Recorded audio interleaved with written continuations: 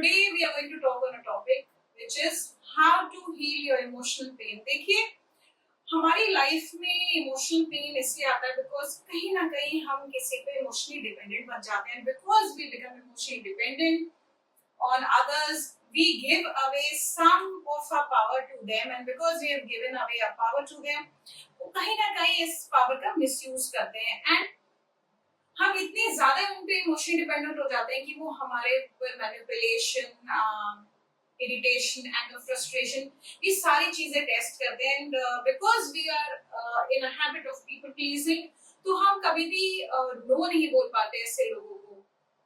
इसलिए हमारी लाइफ में बहुत ज्यादा इमोशनल पेन इकट्ठा हो जाता है. And today we are going to talk on how to heal this emotional pain. मैंने एक वीडियो बनाई है, उस पे मैंने इन डेप्थ बात करी है as to how to become emotionally independent. अपनी लोगों पे इमोशनल डिपेंडेंस कैसे खत्म करें, ये सारे मैंने स्टेप्स उस वीडियो में बताए हैं. So you can go and check that out because then it will become very clear to you as to how to go through this healing journey. And उसका लिंक मैं डिस्क्रिप्शन बॉक्स में डाल दूंगी, so you can take a look from there. तो in short अगर मैं बात करूं इमोशनल पेन की, तो इमोशनल पेन हमारी लाइफ में, जैसा मैंने कहा, इमोशनल डिपेंडेंसी से आता है.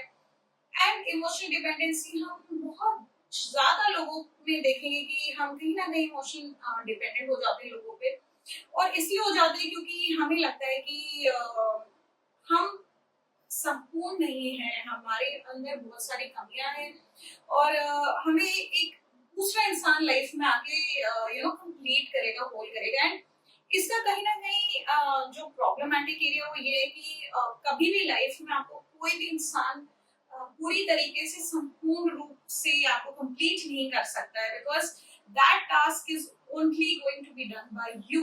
आप अपने आप को कंप्लीट कर सकते हैं, कोई आके आपकी लाइफ में फुलफिलमेंट नहीं दे सकता जिस टाइप का फुलफिलमेंट आप अपनी लाइफ में ढूंढ रहे हैं. अगर देखा जाए ज्यादातर लोगों में ये इमोशन है because they have been going through romantic books, watching romantic TV series. And वो कॉन्सेप्ट में ठीक है. रियल लाइफ में when you start living in the practical world, you are living with another person, another individual who's going through that same trauma that life is giving to him or her. वो trauma अपनी life में जो है, उनके emotion, जो pens हैं, वो आपकी लाइफ में भी लेके आएंगे. मैंने कई बार इस बात को बोला है, आप मेरे शॉर्ट्स में भी देख सकते हैं, सुन सकते हैं इस बात को कि जितने भी लोग आपकी लाइफ में आएंगे ना, वो खुद अपने में कंप्लीट नहीं है, वो खुद एक रास्ता ढूंढ रहे हैं फॉर फुलफिलमेंट. एंड प्रॉब्लम ये है कि उनके खुद के बहुत ज्यादा इमोशनल ट्रॉमास हैं लाइफ के, जो लेके आ रहे हैं आपकी लाइफ में. सिंपल से एक्सपेरिमेंट करेंगे कि एक छोटे से बाउल में दाल भरेंगे. हाँ, पत्थर नहीं भरे, दाल भरे. तो दाल भरते चले जाएं. जितना भी इमोशनल ट्रॉमा है, जो भी आपको लाइफ में चीज दुखी करती है, वो डालते चले जाएं. आप इमेजिन करिए कि एक और इंसान आपकी लाइफ में आ रहा है जिससे आप एक्सपेक्ट कर रहे हैं कि आपकी वो इमोशनल नीड्स को फुलफिल करेंगे, लेकिन वो खुद का भी तो ट्रॉमा लेके आ रहे हैं अपनी लाइफ में. तो आप उनका भी आप जो है इमोशनल ट्रॉमा ऐड करें. कहीं ना कहीं वो जो बाउल है वो ओवरफ्लो कर जाएगा. You will spill that dal on your kitchen counter.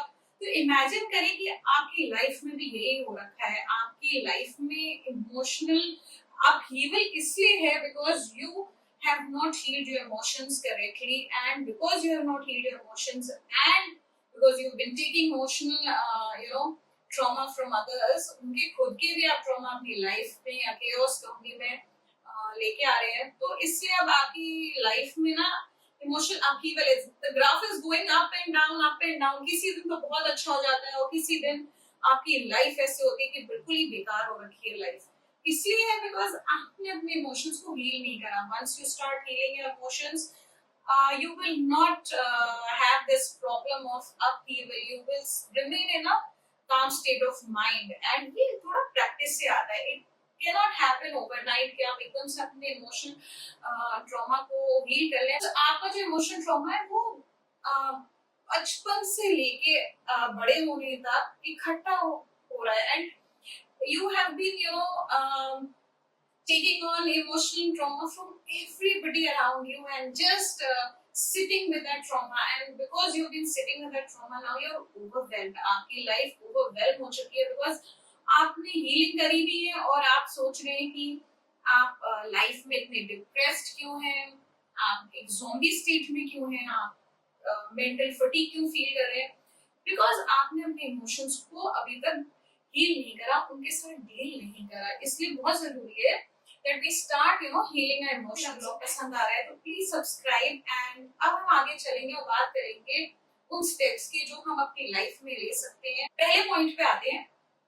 हम अपनी लाइफ में जब भी किसी इमोशनल ट्रॉमा से गुजरते हैं तो हम दूसरे इंसान को एक्सक्यूज देते रहते हैं, because maybe we need that person in our life, that person is playing a very important role in our life, and because वो इंसान हमारी लाइफ में बहुत important role play करते हैं तो हम उनको एक्सक्यूज देते रहते हैं कि नहीं वो हमसे प्यार करते हैं और ये उनका प्यार जताने का तरीका है। It can be a parent figure, it can be a sibling, it can be a spouse, it can be a child also। अब प्रॉब्लम क्या आती है कि जब हम किसी के गलत बिहेवियर को एक्सेप्ट कर लेते हैं अपनी लाइफ में तो हम उनको एक इंडिकेशन दे रहे हैं that whatever they are doing is okay with us, because हम अपने आप को डीवैल्यू कर लेते हैं, दूसरे इंसान को हमने पेडेस्टल पे रखा है। देखिए the only person you should keep on a pedestal is you। if you are not putting yourself on a pedestal and not valuing yourself तो आप को कोई भी वैल्यू नहीं करेगा लाइफ में। सबसे पहले आपको अपने आप को वैल्यू करना चाहिए, no matter who that person is, उस पर्सन का क्या स्टेशन है आपकी लाइफ में, it doesn't matter. Bad behaviour is bad behaviour, bad attitude is bad attitude.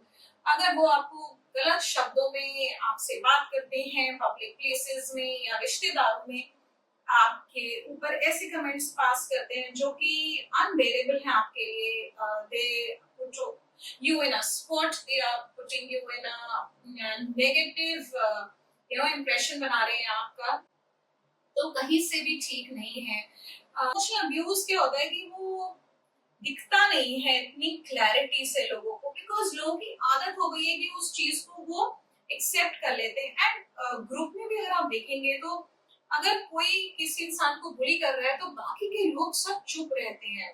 Why are you staying quiet? You should never sit in a conversation where a third party is conversing about somebody who's not there, या उनके सामने भी ऐसा कोई अगर बात कर रहा है तो उस कन्वर्सेशन का आपको पार्ट नहीं बनना चाहिए। अगर आपके सामने कोई और इंसान किसी और लेट्स से किसी और इंडिविजुअल के बारे में इस तरीके से बात कर रहा है कि वो इंडिविजुअल गलत दिखाया जा रहा है और आपको पता है कि वो इंडिविजुअल गलत दिखाया जा रहा है, then don't be a part of that conversation। You should stand up and say कि ये सब गलत हो रहा है, because अगर आप इस ऐसी कन्वर्सेशंस का पार्ट बनेंगे तो बी श्योर कि जो इंसान किसी और के बारे में गलत बोल रहा है ना वो आपके बारे में भी गलत बोलेगा, क्योंकि उस इंसान की एक आदत बन गई है, एक हैबिट बन गई है कि सबके बारे में गलत बोलना है। एंड ये जो इंसान होते हैं जो सबके बारे में गलत बोलते हैं ना, वो इसलिए बोलते हैं बिकॉज उनकी बहुत कॉम्प्लेक्स पर्सनालिटीज हैं। वो इस तरीके से अटेंशन सीकिंग करते हैं जहाँ पे वो किसी एक इंडिविजुअल को, जो इंडिविजुअल अच्छा है इनफैक्ट जिसकी भी बुराई हो रखी होगी ना बहुत कॉन्स्टेंटली, वो आप देखेंगे कि वो इंडिविजुअल इनफैक्ट बहुत अच्छी हैं और उनको ज्यादातर एक इंसान नीचे इसलिए दिखा रहा है क्योंकि वो इंसान उनकी अच्छाई से डरता है। अगर आपके साथ ऐसा हो रहा है तो आपको एक इंडिकेशन मिल रहा है दैट आप बहुत अच्छे हैं, लेकिन कोई और आपकी डीवैल्यू इसलिए कर रहा है क्योंकि वो आपकी अच्छाई से डर रहा है। और आपको अगर ऐसा लगता है कि आपकी कोई डीवैल्यू कर रहा है, लेट्स से एक ग्रुप में कन्वर्सेशन हो रही है जहाँ पे आप प्रेजेंट हैं और आपको ऐसे बताया जा रहा है, इस मैनिपुलेटिव वे में बोला जा रहा है, तो ऐसा तो लग रहा है कि वो केयरिंग दिख के आ रहे हैं लेकिन एक अंडरटोन है, एक नुआंस है उनकी बात में कि इस तरीके से you are being shown that you are the abuser, you are been abusing emotionally somebody, या आप बहुत रूड हैं, बहुत एक डिफरेंट पर्सनालिटी आपकी बन के आ रही है, तो आपको समझ आना चाहिए कि ये इंसान आपको कभी भी वैल्यू नहीं करता है। और अगर वो आपका नियर एंड डियर वन है तो उससे कोई फर्क नहीं पड़ता। फर्क इस बात से पड़ता है कि आप कब तक उस चीज को एक्सेप्ट करेंगे अपनी लाइफ में। Some time somewhere in the present or future आप एक टाइम आएगा where you're going to stand up for yourself. You have to someday stand up and say to your bully that this is not done. आपको जो भी कोई बुली कर रहा है अपनी लाइफ में, आप उनको खड़े होकर कन्वर्सेशन में बोलेंगे कि this is not done, ये बात सही नहीं है। Say it in very firm words. लड़ाई करने की बात नहीं हो रही है। You're not supposed to fight. You're not supposed to give reaction, but you're supposed to stop the bullying somehow. अब सेकंड पॉइंट पे आते हैं। देखिए ज्यादातर हम अपनी फीलिंग्स से बहुत ज्यादा भागते हैं, क्योंकि हम अपनी फीलिंग्स से डील नहीं करना चाहते। हमारी जो फीलिंग्स है वो हमारे इमोशनल स्टेट के बारे में बताती हैं। फीलिंग सैड तो we'll probably not address the situation. We'll go out, we'll meet other people to feel better, or we'll do binge watching of TV या binge eating. लेकिन हम अपने इमोशंस से डील नहीं करते, because dealing is a very painful part. आप अपने आप को जितनी बारी भी उस बात को समझाएंगे, कोई भी आपको कैसा भी ट्रीट कर रहा है, आपको अच्छा नहीं लग रहा है, लेकिन आप उस चीज से डील नहीं करना चाहते। बिकॉज अगर डील करेंगे तो आपको कहीं ना कहीं स्टैंड लेना पड़ेगा, और क्योंकि आप अभी करेज लैक कर रहे हैं तो आप क्या करते हैं कि उस चीज से डील नहीं करके you step back and you start destroying your life little bye little. कैसे डिस्ट्रॉय करते हैं? अब आप बिंज ईटिंग जो कर रहे हैं वो एक आफ्टर इफेक्ट है ऑफ इमोशन ट्रॉमा। अगर आप देखेंगे आपके जब भी इमोशंस हेवायर हो जाते हैं, specially when you are feeling a lack of love, you will eat a lot of sugary treats. आप अपने इमोशन से डील नहीं करेंगे तो कहीं ना कहीं आप अपनी फिजिकल हेल्थ पे इसका इफेक्ट देखेंगे। इंटरेस्ट इन लाइफ आप एक एक्सक्यूज दे देंगे मीठा खाने के लिए या एक्सरसाइज नहीं करने के लिए, because you are feeling sad. Sadness is because you are not dealing with your emotions. जिस दिन आप अपने इमोशन से डील कर जाएंगे ना, उस दिन आपको ये जो सैडनेस मिल रही है ना लोगों से, ये सब कुछ नहीं मैटर करेगी। ये इसलिए मैटर कर रही है क्योंकि आपने उसको अपनी लाइफ में बहुत ज्यादा एक वैल्यू दे रखी है। इमेजिन करिए कि आपको किसी ने एक बड़ा सा पत्थर दिया है, सारा इमोशन ट्रॉमा उस पत्थर के अंदर है, और वो पत्थर अब आपको रोज कैरी करना है अपने साथ। You cannot let go of this stone, and this weight that you're carrying around is slowly sinking you. लेकिन आप, क्योंकि आपको इतनी आदत हो गई है उस इमोशनल पेन में घूमने की, आप रोज उस भारी से पत्थर को लेके घूमते हैं और सोचते हैं कि why is it that I'm feeling so heavy? Let go. You have to let go of that trauma, and you cannot let go because you are lacking courage. Courage कहाँ से आएगा? अब इसके बारे में बात करेंगे।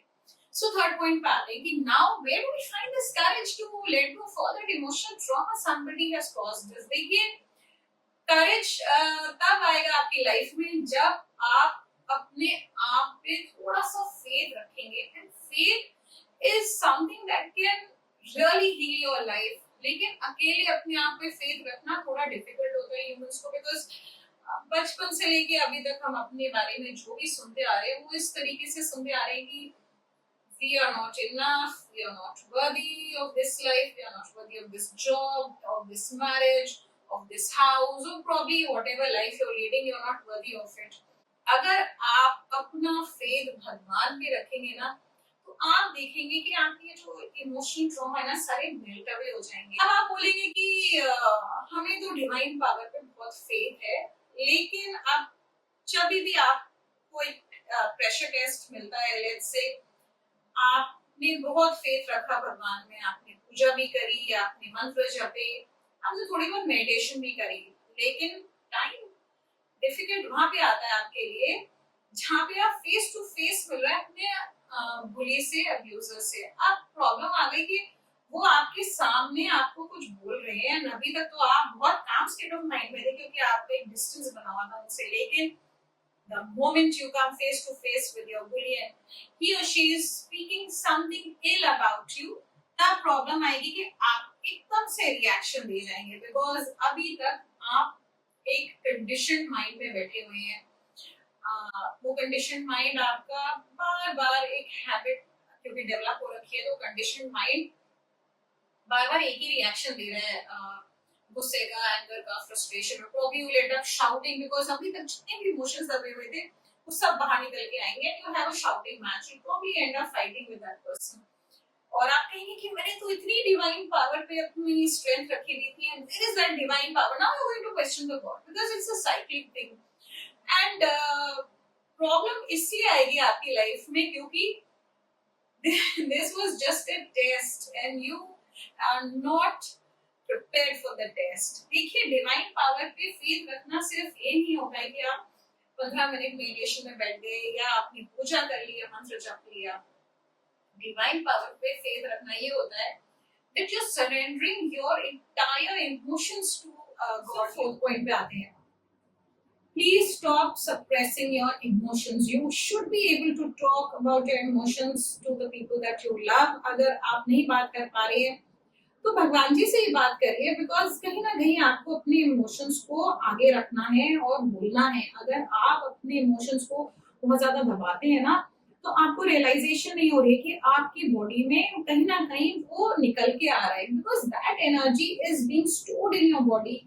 अगर आप घर में लेट्स से आपकी मम्मी ने अचार डाला तो वो अचार ठीक से नहीं डाला, अगर कोई फर्मेंटेड टी बनाता था पहले चलती थी वो बना के बड़े बड़े कैनिस्टर्स रखते थे, एक भाई ट्रेंड चला था, पूरा किचन स्टिंक अप कर जाता था बिकॉज वो इतनी ज्यादा फर्मेंटेशन हो जाती थी। या कोई केचप बना रहा है अपने घर में, so imagine all of that ketchup जब आप घर में बनाते थे या फर्मेंटेड टी ना वो इतनी ज्यादा फर्मेंट हो जाती थी कि जैसे ही ढक्कन खोलते थे ना तो पूरा स्पिल आउट हो जाता था। एंड यही आपकी लाइफ में भी हो रहा है that you are fermenting those emotions. आपने उनको ना अपने माइंड में रखा हुआ सोच रहे कि आपको अफेक्ट नहीं कर रहे हैं। I am sorry, those are the reasons why you are having certain kind of diseases in your life. If you are having BP, thyroid, cardiovascular diseases or arthritis, then it is because you have been storing those emotions for far too long। आपने उन emotions को कभी deal नहीं करा तो वो energy तो release नहीं हो रही है, वो एनर्जी आपके दिमाग में नेगेटिव एनर्जी घूमती जा रही है और आप क्योंकि हैबिचुएटेड है, ओवर थिंकिंग करते हैं, अपने इमोशन से डील नहीं कर पा रहे हैं तो आप सोचते रहेंगे और क्योंकि आप अब इतना सोच रहे हैं तो वो कहीं ना कहीं तो निकल के आएगी। That energy is going to come out in the form of diseases. Life में इरेडिकेट करना चाहते हैं सबसे पहले आपको इमोशनल हीलिंग करनी बहुत जरूरी है। कई बार आपने देखा होगा कि लोग ना बहुत ज्यादा अपने इमोशंस को लेके बात करते हैं और ऐसे बात करेंगे विक्टिम बनेंगे। देखिए इमोशंस के बारे में विक्टिम बन के बात नहीं करनी है, इमोशंस को हील करना है। You no longer a victim, you are a creator of your destiny and you can create any sort of destiny you wish upon yourself. या तो आप एक ऐसी डेस्टिनी बनाए जहाँ पे आप बहुत ज्यादा बीमार रहते हैं और आप पूरी दुनिया को ब्लेम कर रहे हैं, भगवान को ब्लेम कर रहे हैं, दूसरों को ब्लेम कर रहे हैं, या आप अपने आप को एक ऐसी डेस्टिनी क्रिएट करें जिसमें आपके पास पैसा भी है, हेल्थ भी और रिलेशनशिप्स भी है, लेकिन उसके लिए आपको पॉजिटिव बातें बोलनी पड़ेंगी। सबसे पहला नेसेसरी स्टेप इमोशन हीलिंग के लिए कि विक्टिम नहीं बनना है। अगर आप विक्टिम बन रहे हैं ना तो आप उस चीज को बढ़ावा दे रहे हैं बिकॉज वो तो नेगेटिव एनर्जी है। आप नेगेटिव टॉक ही करें, आप चाहे उसको विक्टिम बन के करें या सोचे कि नहीं है तो मेरी हीलिंग प्रोसेस है। You will never heal your emotions by becoming a victim. You have to change the story. Story change करनी है। एक है कि आप पूरे दिन रोते रहते हैं, पूरे दिन उस बात को अपने दिमाग में लेके घूमते रहते हैं कि किसी ने आपको कुछ कह दिया और आपको इतना बुरा लग रहा है, आप पूरे दिन उसके बारे में रो रहे हैं। Talking as a victim, that energy is not going anywhere. In fact वो एनर्जी और डबल ट्रिपल हो जाती है, इनफैक्ट 10 टाइम्स वो एनर्जी आपकी लाइफ में वापस आ रही है। अब फिफ्थ पॉइंट पे आते हैं कि we have to stop degrading ourselves। हम क्या करते हैं ना लाइफ में बहुत ज्यादा अपने आप को ना डिग्रेड कर देते हैं। अगर हमको जरा सा फेलियर लाइफ में मिल जाए हमें तो हम क्या करते हैं कि अपने आप को डिग्रेड कर देंगे। हम कहेंगे कि डी वैल्यू कर देंगे, हम कहेंगे कि हमारे तो बस की नहीं है, हम लाइफ में ठीक नहीं कर पा रहे हैं कुछ भी और मिस्टेक पे मिस्टेक हो रही है।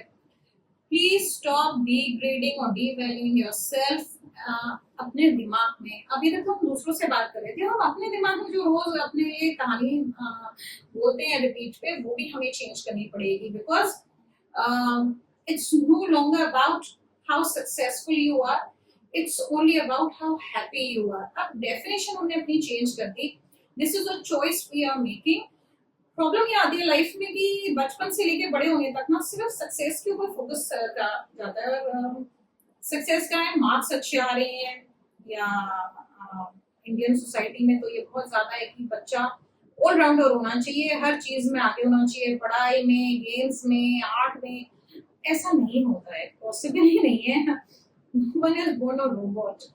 Sometimes you will find that कोई बच्चा अगर मैथ्स में अच्छा नहीं है तो वो ड्राइंग में बहुत अच्छा है, उसका एक टैलेंट है सिंगिंग में या ड्राइंग में या स्पोर्ट्स में। लेकिन हमारी प्रॉब्लम ये है कि हम एज अ पेरेंट्स ना सिर्फ बच्चों को एक तरीके से पुश करते रहते हैं कि नहीं आपको तो ऑलराउंडर होना है, आपको फर्स्ट आना अपनी क्लास में। No, you have to become a good individual, you have to learn good habits. Success तो अपने आप आ जाएगी जब आप अपने बच्चों को वैल्यू करना सिखाएंगे। So if you are somebody who is having kids, please पहले तो आप उनकी डी वैल्यू नहीं करें, क्योंकि वहीं से उनकी ना एक नेगेटिव फ्रेम ऑफ माइंड हो जाता है। वो सोचते हैं कि हमारे बस की कुछ नहीं है, जबकि वो बहुत कई चीजों में बहुत अच्छे होते हैं। लेकिन हम क्या है ना, एक सोसाइटी के प्रेशर में आके उनको चाहते हैं कि वो ऑलराउंडर बन जाए। आज की डेट में जिस भी बच्चे ने टैलेंट पे ध्यान दिया है, that child is earning more than somebody who is just been an allrounder. Examples are in front of you, चाहे वो क्रिकेट हो, चाहे वो सिंगिंग में कोई सिंगर हो, या लेट्स से कोई यूट्यूबर हो। सो टैलेंट होना चाहिए आपकी लाइफ में और उसको भरना आपको आना चाहिए। अगर आपको ये चीज की वैल्यू नहीं मिली लाइफ में तो आप खुद से सीखें। अगर आपको बोला जाता था कि आप ऑलराउंडर ही बने या यू नो सिर्फ एक पाथ पे चलें, इंजीनियर, डॉक्टर या सिविल सर्विसेज क्रैक कर लें और आप बहुत बेटर करेंगे अपनी लाइफ में, लेकिन आपकी कैपेबिलिटीज कहीं और थी। Maybe you were a good writer और you were a good singer और you played very well, you know, in sports में आप बहुत अच्छे थे। तो आपको अपना टैलेंट खुद पता है, अगर नहीं है तो ढूंढिए अपना टैलेंट और उस पर काम करिए। एंड अगर आप पेरेंट हैं तो my advice to you is stop pressurising your children to becoming these you know dolls. नहीं आती फैक्ट्री में बन के वो बारबी और केन एक डब्बों में भर भर के एक जैसी बन के आती है। No, every individual is born different. You cannot do this कि आप बच्चे को एक बॉक्स में रख दें, वो बॉक्स के हिसाब से अपने लाइफ को लीड करे। You should have a purpose in life that makes you happy. अगर आपका लाइफ में जो पर्पस है वो आपका नहीं है और आपने किसी और का पर्पस अपने लाइफ में बना रखा है तो आप कभी भी खुश नहीं रहेंगे। आप रोज उस जॉब से और जो भी आप काम कर रहे हैं उससे इतना फ्रस्ट्रेटेड होके घर में आएंगे और सब पे क्रिप करेंगे, क्योंकि आपके इमोशंस जो है, आपको आपकी जो फीलिंग्स आपको ये बता रही है that you are not happy. You are not happy because you are not where you are meant to be. Divine ने आपको ना एक सिक्स सेंस दी है, एक इंट्यूशन दी है। वो इंट्यूशन हमेशा आपके साथ सही तरीके से बताएगी आपको कि आप कहाँ हैं लाइफ में। अगर आप वहां नहीं है तो अपना पाथ चेंज करने की कोशिश करें, hope for a better future, and why not work on yourself and become a better version of yourself, no longer become a puppet of somebody else in your life. Heal your emotions and heal your life. और यही divine आपसे चाहती है कि आप ना God only wants कि आप अपनी लाइफ को बेटर करें एंड खुश रहें अपनी लाइफ में। अगर आप खुश नहीं है ना, so no amount of money and no amount of status can help you in this life. You have to look for inner happiness and find your path and start working on it. I hope you like my vlog today. अगर आपको मेरा vlog पसंद आया है तो please subscribe, like, share and comment, and thank you for watching.